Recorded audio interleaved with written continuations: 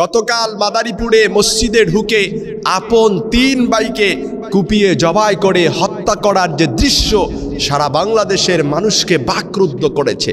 আহা, সামান্য বালু ব্যবসাকে কেন্দ্র করে দ্বন্দ্ব তৈরি হলে আতাউর ও সাইফুল নামে যে ২ জন ভাইকে মসজিদে ঢুকে কুপিয়ে জবাই করে হত্যা করা হয়েছে, যে দৃশ্যের ভিডিও ফুটেজগুলো দেখলে যে কারো কলিজাটা কেঁপে উঠবে। শেষ মুহূর্তে এই ২ ভাই মসজিদে যেও রেহাই পায়নি, তারা মসজিদে আশ্রয় নিয়েছিল, অথচ হায়না নর পিশাচগুলো জাহিলি কায়দায় তাদেরকে সেখানেই রক্তাক্ত করে হত্যা করেছে। আপনি যদি ভিডিও ফুটেজগুলো দেখেন, আপনি দেখবেন যে এই মসজিদের কার্পেটগুলোতে মুসল্লিরা সিজদা দিত, কপাল ঠেকায় আল্লাহর কাছে প্রার্থনা করত, অথচ সেই মসজিদের কার্পেটগুলো এখন রক্তে রঞ্জিত, পুরো মসজিদ রক্তে ভাসমান হয়ে আছে।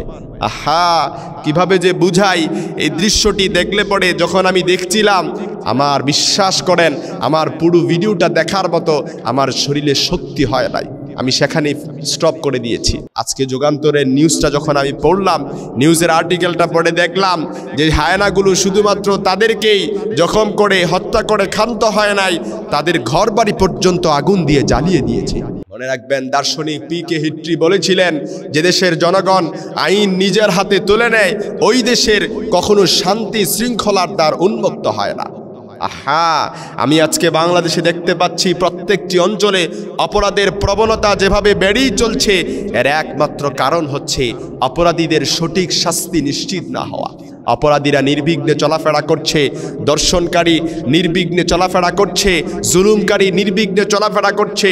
আহা, মুহাম্মদ সাল্লাল্লাহু আলাইহি সাল্লাম ১৫০০ বছর আগে মদিনায় যে ইসলামী রাষ্ট্র ব্যবস্থা কায়েম করেছিলেন, ইসলামী রাষ্ট্র ব্যবস্থা খেলাফত কায়েম করেছিলেন, কোনো অপরাধীকে ছাড় দিয়ে নয়, বরং অপরাধীর শাস্তি নিশ্চিত করে।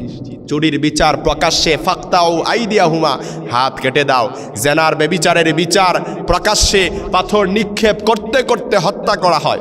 এই দৃশ্য আজকেও যদি বাংলাদেশে চালু হয়ে যেত, তাহলে বাংলাদেশে কোনো ধর্ষণকারী ধর্ষক খুঁজে পাওয়া যেত না, বাংলাদেশে কোনো চোর খুঁজে পাওয়া যেত না। অন্যায়ের বিচার যদি নিশ্চিত করা হতো, অন্যায়ের প্রবণতা কমে যেত।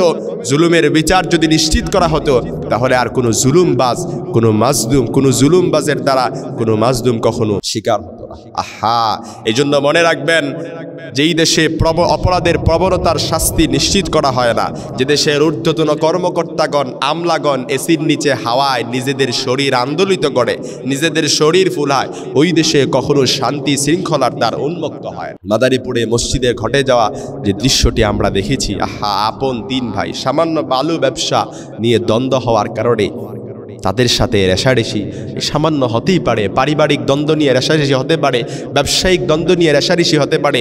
এজন্য সাহস কতটুকু হলে পরে, বাংলাদেশে অপরাধের মাত্রা কতটুকু বেশি হলে পরে মসজিদে ঢুকেও রেহাই পাওয়া যায় না, মসজিদে আশ্রয় নিয়েও রেহাই পাওয়া যায় না।